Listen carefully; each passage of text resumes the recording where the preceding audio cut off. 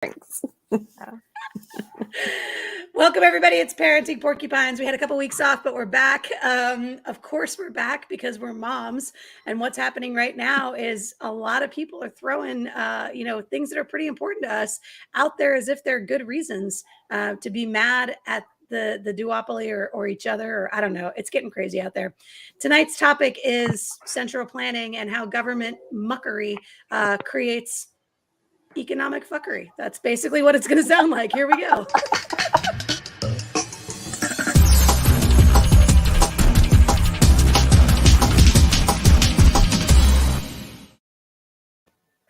Parenting Porcupines, season 4, episode 10, Greedflation and other stupid shit people say about the this word greedflation is at the bottom of our show notes. Go out to show notes on parentingporcupines.com and you can read them all, but we're not going to get there quite right off the bat. We're going to start with this baby formula conversation, and Jessica's got a personal connection to it. So tell us a little bit about the baby formula conversation, and then we're going to grow that out and talk more about the economy and central planning and all that other stuff.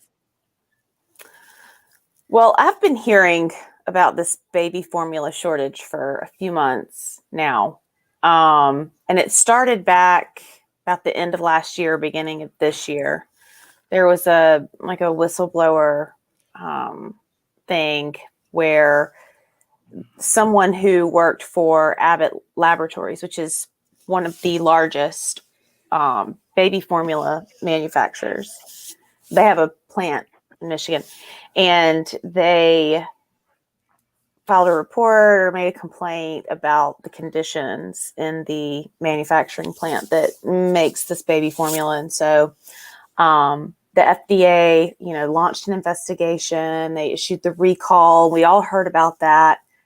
And now it's gotten to a point where moms legitimately aren't sure how much longer they're going to be able to feed their babies. And I have a cousin who has a daughter. I think she's 22 now, but she's wheelchair bound. She has Rett syndrome and she's completely disabled. She cannot eat solid foods, even foods that are mashed up or pureed. They have to be very careful with because 1, she could choke.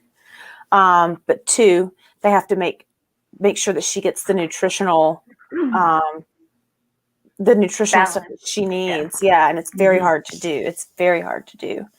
And so she has a very specific type of formula that she uses because not only does she have all of these challenges related directly to her disability, but she's also allergic to most of the formulas and she can't, they make her vomit. She can't take them. So she has about 12 days left in her supply right now and it's on back order. And so, it's, my cousin is, scrambling to find people who are, who have this formula who might be able to help. So it's kind of scary. You mentioned, so you put this in the show notes too, because I want to kind of call attention to what the government has to do with this, right? You've got in here 98% of baby formulas distributed in the U.S. is manufactured domestically because regulation prevents importing from international providers. And that's one of the things we're seeing is the FDA being okay, I guess we'll let formula come in from other countries. And you're like, what? Why? Why not? Why did it get to this point? Canada is a first world country. Right. Yeah. We can't use Canadian formula. No. And then I saw people online I like all the Republicans blaming Joe Biden for this. And he is, because he could have done something 6 months ago and expedited this FDA process. So it is absolutely on Joe Biden. But it's also on Donald Trump, who signed the stuff that puts huge tariffs and huge barriers to imports. Everyone, all of them, all the aisles in all the places are to blame for this. Not just one side or the other. Just the idea that the government is manipulating the market in that way, right? That the government is determining what can come in and what can't. It's not a free market. Exactly. It's government cronyism. It's crony capitalism. It's the idea that the government's in there trying to regulate what products are available instead of letting the economy or the market regulate that, letting consumers decide whether they want domestic product or not. Right now, most of our consumers didn't know that they were buying their baby formula domestically because honestly, They don't care. They don't care. Just feed They their just want the child. baby Yeah. formula. Well, Yep. so Yeah. not only, and this was when I was getting ready for the episode, when I was working on the notes, I was doing a lot more reading about all of this. And so not only is 98% of baby formula manufactured domestically, but there are one source, most of the sources have attribute 3 major companies. Some of them say 4. But most of them say 3 major companies that control this market. Abbott Laboratories, which is the company in question, they control 43% of the market share for baby formula. 43% market share of Which a product. doesn't happen without government protection. Of a product that is manufactured, 98% of it is manufactured here. And on top of that, because of their government contracts and the fact that they have exclusive rights to the WIC programs and the SNAP programs, when Abbott Labs goes down, they take down poor people, right? People who are low income families who are relying on those government assistance programs to be able to purchase that formula. Yeah, it's pretty crazy. And they have the exclusive, Abbott has the exclusive contract with I think the majority of the states for their WIC and the supplemental nutrition assistance programs, or SNAP programs. So we did an episode a little while back on this social media hysteria, right? Like people freaking out and this being the thing, right? So my first question is, do you think without social media drum beating, people trying to call attention to this, do you think this becomes a thing? That's my first question. And then or does it just go sort of quietly underreported, like people just don't know, right? Or we're not talking about it. And then my second question is like, is that social media hysteria fueling all of these like emergency changes that are not addressing the real root of the problem? I think it's helping. I think in this case, the social media outcry is because we know the politicians don't give a shit what we say, what our opinions are, but you get enough people complaining. And this is something serious. Like I think it's working in favor. Of course, their fixes are incorrect, but at least people are having the conversation that the government is the source of this problem and their fixes are ridiculous. Well, so I it's think opening eyes to the problem. Well, I think we all have a common interest, right? I mean, babies are babies. We may hate each other, but everybody loves babies and puppies and goats. I do have to say, if I see one more man say, I literally have seen numerous places the argument, well, every woman can breastfeed, but the doctors are lying to them if they say they can't. As someone who is unable to breastfeed, that's bullshit. Yeah. Shut your face until you have tried to feed a child with your tit. Shut up. If you don't want to get kicked in the nuts today, don't say it. Don't say it. Don't say it. We can have an entire episode on the breastfeeding versus formula. My body dichotomy. did not produce the milk. Sorry, it was not. I was not being lied to. Right. Yeah. I just squeezed my boob. Nothing. No. I'm like, I don't know what you want me to Not do. only was I not lied to, Melissa, I was bullied. I was bullied into into breastfeeding, and I was shamed for being a formula mom because I my was first 3 days I argued with the people at the hospital that my child was starving and screaming because I was shamed. I was 100% shamed by lactation specialists who insisted that I was doing it wrong. Like that whole breastfeeding conversation. I got a whole cup of shut the fuck up for people who want to get in on that conversation. But that's not about the government. What's about the government is the other solution that they came up with was throwing money at this problem. $28 million. $28 million. Now throw formula at it. Open borders. Let people import. What am I going to buy with $28 million if there's nothing on the shelf? I mean, the idea that it's like, oh, well, here's what we'll do. We'll just write a check. Who, like, they don't even know who's That going makes to it appear out execute of the thin air. thing with the Yep. $28 million. Like, who are you giving Oh, this money I'm sure to? people What are will you trying claim to it. do with it? We don't I'm even sure have they'll the claim money. it. They'll wind up with the $28 million. Every one of those breweries that became a hand sanitizer company in 2020 is now trying to figure out how to make breast milk. Formula. And We that's got if we had an breweries actual making free breast market, milk. It's gonna be that's great. what would happen. It's gonna be People great. would I mean, it's figure just, out how to fix this, and it would be fixed yesterday. Mhm. But yeah, there's so yeah. many barriers. Well, and here's the thing, and we saw this during COVID with the vaccines too, right? Like FDA is now saying, oh, well, we're gonna loosen the requirements to allow, companies to make more, or, to even be able to, make These things, market whatever formula. Why do we need the regulation in the first place? Yeah. Right? I mean, I don't understand why, if it's something that is not important enough to enforce in a state of crisis, then it's not important enough to enforce anytime, ever.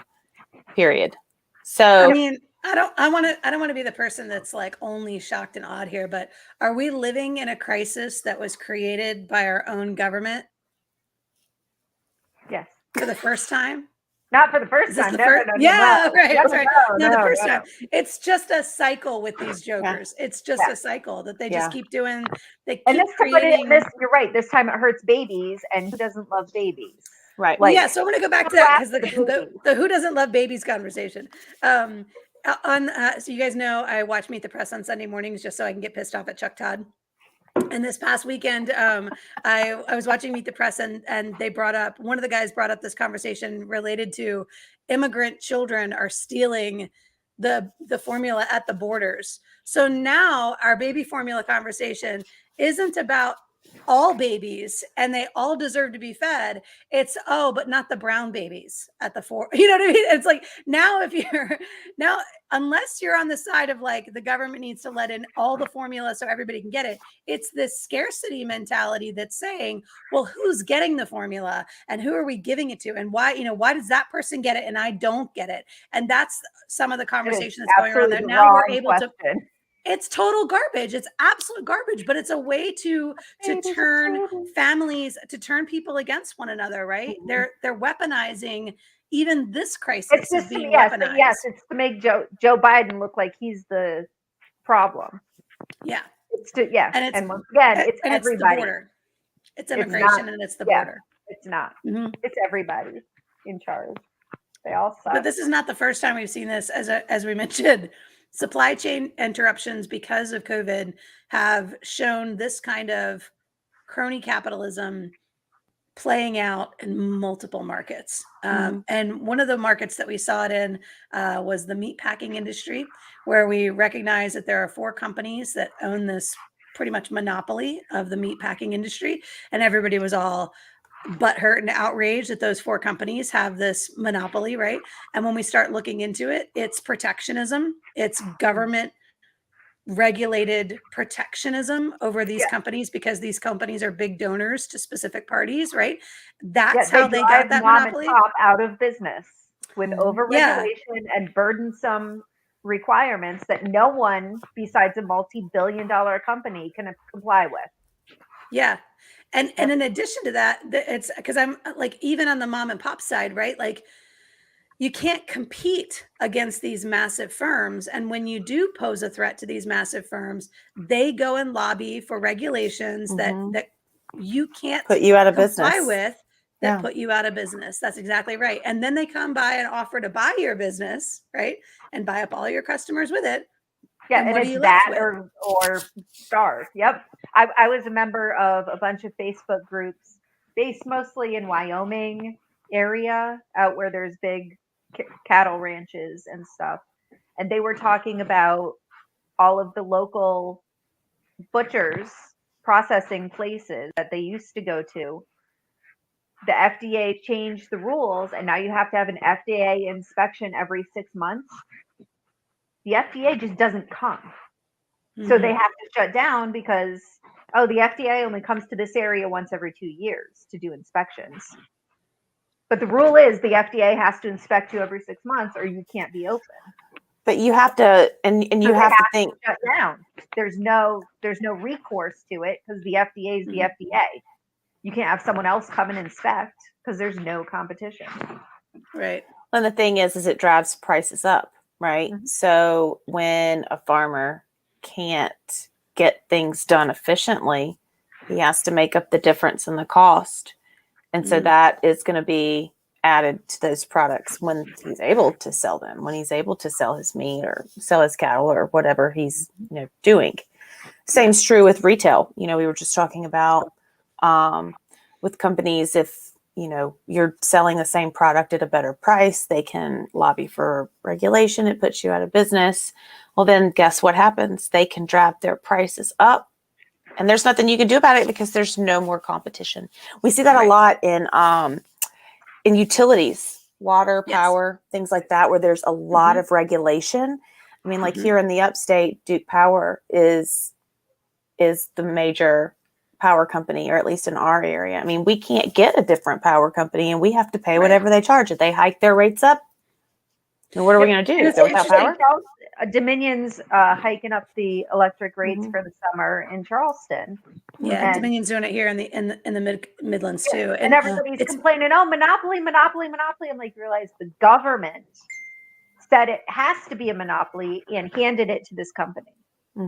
Well, here's the thing, because with something like the power grid, you don't necessarily have redundancy, right? Like you don't have 2 lines of power that go to the house and you can choose which one to turn it on, right? Like there's just the one line of power. So the power grid is meant to be controlled by commissions. The Public Utilities Commission here in South Carolina is meant to approve rate hikes and basically regulate that industry and keep track of whether or not what their earnings are and things like that.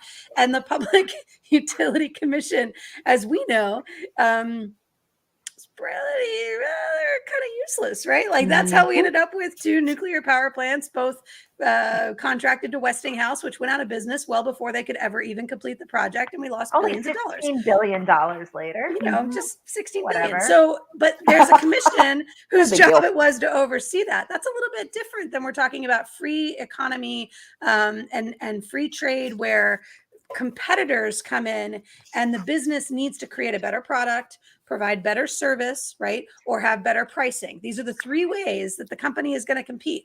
They'll have a better price, they'll have a better product, or they'll have better customer service.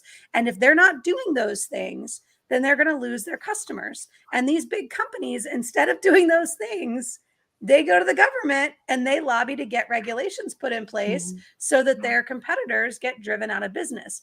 That is crony capitalism. That's the definition of it, is to say I'm using the government as my 4th place to compete, which is I'm going to pay off government officials to make sure that my business survives and their businesses don't. And the top of that government crony capitalism that we saw was during COVID, when companies got shut down, except some companies were considered to be essential and they were allowed to stay open and other companies couldn't. And some people got PPP loans and other people didn't. And our politicians shoved a whole bunch of money into this problem, and they expected the Small Business Administration, that is not set up to deliver that kind of money, to be the delivery mechanism. Government sucks at this shit, and they keep trying to do it over and over and over again. And we're seeing it again. $28 million to fix this baby formula problem. Are you kidding? Just let them send it in from Canada. Send it in from Canada. Stop confiscating formula coming into the country at the border. Yeah. There you go. Problem solved. 95% of the way.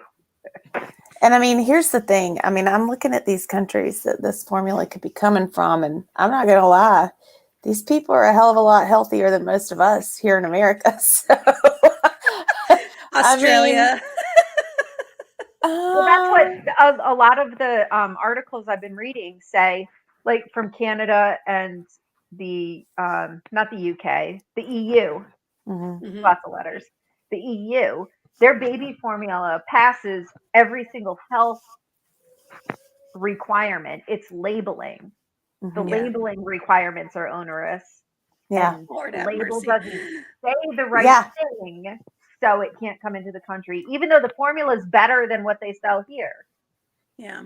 Yeah. That's what one of the things I was reading said, that it was the labeling requirements that they were looking No at. one reads the label, y'all. Yeah. Yay, bureaucracy. If it says Casey Similac, Crow. I'm gonna assume it's safe. Yeah. Casey That's Crow is just- watching with us. You guys say hi to Casey Crow. Hey, Casey. He said in Texas, you can go to a website and choose your power provider. In Houston, there's over a dozen, powertochoose.org. So great website, great link in there to talk about how. So Texas is an independent power grid. They're independent of the U.S. national grid. And we did see a challenge with that back, was it last year or the year before, where there was I guess it was the year before, 2019, when there was the ice storm, right? And so, so there is a little bit related to that as well, but they are offering alternative power solutions in Texas that most of us don't get as part of the national grid. In Connecticut, we just recently, I've lived here 12 years. So 12 years ago, 13 years ago, in Connecticut, we got the ability to choose different power providers. And those providers had to pay the electric company to use the lines. And it was just something about different servicers. I don't quite understand, but there were different power companies with different power rates we could choose from. Yeah. So and what that creates, it's different than just like Walmart versus Target versus mom and pop. But what that creates is competition for the companies to provide good service, to provide good value, some sort of competition. right? Yes. And quality, right? To make sure that you're not going on rolling blackouts because you picked this provider instead of that one. When you call up to have a question about your bill, their customer service people are nice to you and they fix the problem. You know, I mean, these are ways that people compete. This is how companies work. They go in and they try to compete in these ways.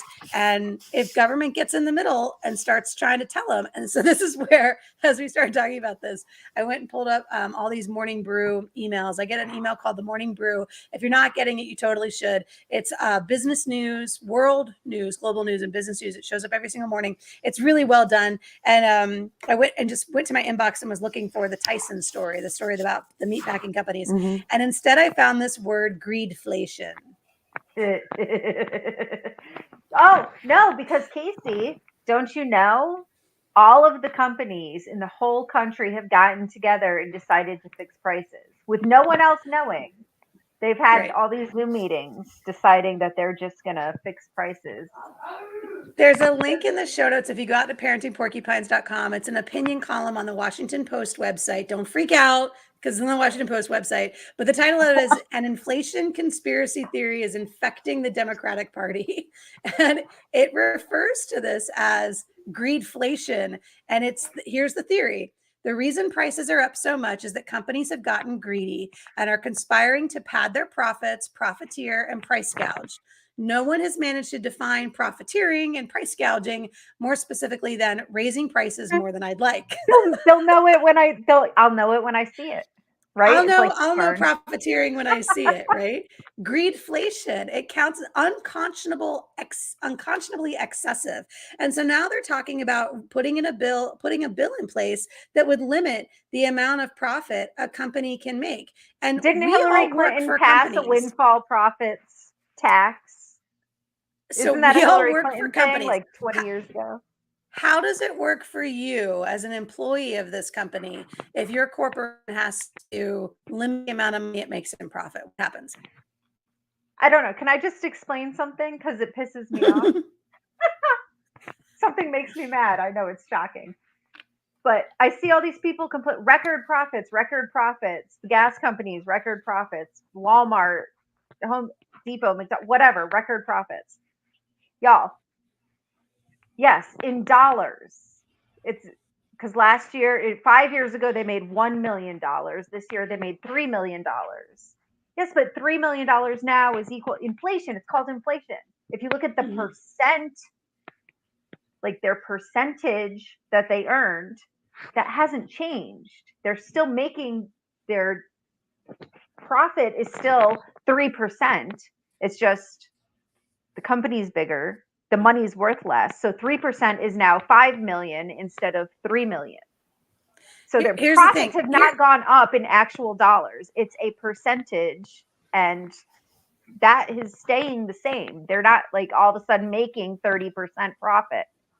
It's what we see is politicians and people who have spent their life in public service, right? And I'm putting that loosely, public service, but they've been involved in government in some way or the other their entire career, and they are seeing the balance sheets, right? They're seeing earnings calls and things like that, and they're claiming that corporations are like Scrooge McDuck diving through piles of gold. And this, I don't know where they get this image of there are these crazy corporate wealthy freaks, except then you start looking at like the aerospace industry and you see our billionaires who are booking themselves on flights to the moon. And you're like, well, I get it. I understand now, because why are they flying themselves to the moon? And so these things, once juxtaposed, you're like, oh, okay. Except we know that they're not really diving through piles of gold like Scrooge McDuck. When corporations make money, they immediately reinvest that money into more jobs, into more training, into profit for shareholders, right? Like all of us who are, all of us who have. You have a 401k. You are a shareholder. It's not just a bunch of rich people. Yeah.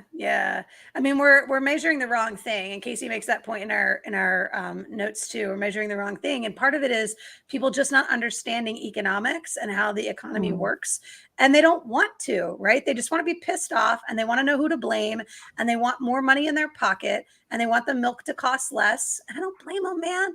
Milk's expensive, and my kid drinks like 3 gallons a week. Like, Holly, can you 6 gallons of milk a week? Yeah. Lord have mercy. I'm like, we started doing almond and oat milks instead of regular, and it was hard for me because I go through a gallon by myself a week. I love milk, so it's been a struggle, but we just went down to 2% from whole milk. So others. As we near the end of our show notes here, some of the other things that come up as far as the stupid shit people say about the economy. I found this in one of my things too, the scam schools and the student loan payoff, right? The big student loan payoff. This is a vote grab, right? This is politicians out there looking to get millennials to vote for them. All that student loan debt that you're burdened by that maybe you didn't deserve. There are people who took on loans that never finished their degrees, right? There are people that were sold bad degrees and there are profiteering companies out there, that predatory companies. I had a 92-year-old woman in one of my classes when I taught for a for-profit college. She had no business being in college. She just didn't. And it was, her lifelong dream is to have a college degree. Yeah, sorry, Granny, that ship has sailed. You're not going to earn a college degree here. And whoever told you that you were just wanted your student loan money, right? Like this is not the right place for you. You don't belong here. We've had that conversation before. We have another episode on whether or not the college degree actually pays off and whether or not we should be pushing them on everybody. So go out and take a look at those. What are your thoughts on these? On that? Is that an economic issue?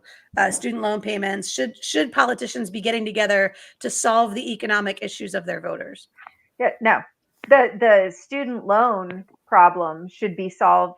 A quick way to solve a big portion of it is to have the federal government stop backing the loan, and the school you go to guarantees your loan. Mm-hmm. If I default my loan, my school that got the money is on the hook for it. Sorry, you just don't get your money back. Yeah, because then the schools start operating where the loans become revenue, and it's revenue that if they're not providing value for that revenue, which the value would be my ability to pay it back, then they're not going to be earning that revenue. Yeah, I agree with you. Offering, bullshit degrees that don't wind up in jobs that provide a salary that people as parents, as communities, we need to stop pushing this narrative that you have to have a college degree to be successful. Mm-hmm. We have to stop, because it's absolute bullshit. You guys know how our schools passionately I feel about that. Yeah. mean, our primary and secondary schools are doing it. You know, they're the ones that are lining these kids up to go through a high school program that is aimed at sending them to college, period. And that's because they're reporting metrics.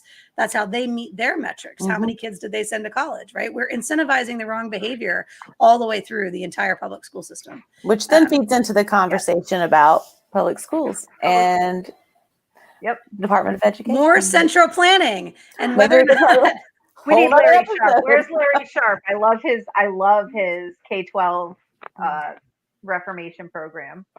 If we can get Larry Sharp on here to talk about that. We're going to be seeing him at in Reno next week. As a matter of fact, next week's episode will be Jess and Casey live from Reno. I'm not going. Staving off the ruthless Mises Caucus takeover. If you can peel me away from the casino, from the slot machines. They canceled my husband's home flight. I saw that. Yeah. And he had to buy another ticket home. It's a week and a half out. It has cost us $800 to buy him a ticket home from Reno. Wow. I'm about to lose my ticket. Well, so I was surprised that he had an Alaskan Airlines flight anyway. That didn't seem fishy to him when he booked it. Oh no, it was through like Travelocity or Orbitz or Priceline or one of those. They just cobbled together a bunch of different flights to get him from A to B. They only canceled his flight from like Seattle to Charleston. So he could still go. He was still going Reno to Seattle, but then he was stuck in Seattle. Well, there's worse places to be stuck. That is true. I love Seattle.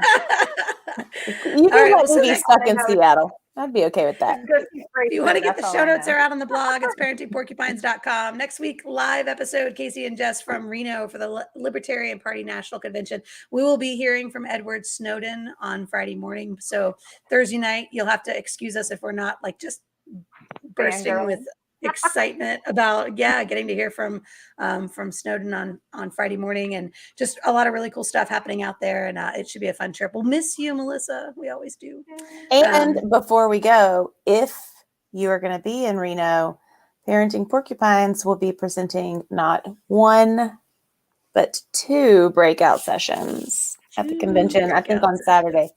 We haven't gotten our schedule yet, but pretty excited about Parenting Porcupines. We're bringing swag. We're bringing a bingo card, convention bingo. It's going to be awesome. So it should be a lot of fun. We're looking forward to seeing our libertarian friends out there. For Casey there. Thanks for being with us. We'll be back next week. This has been Parenting Porcupines. We are the Libertarian Moms.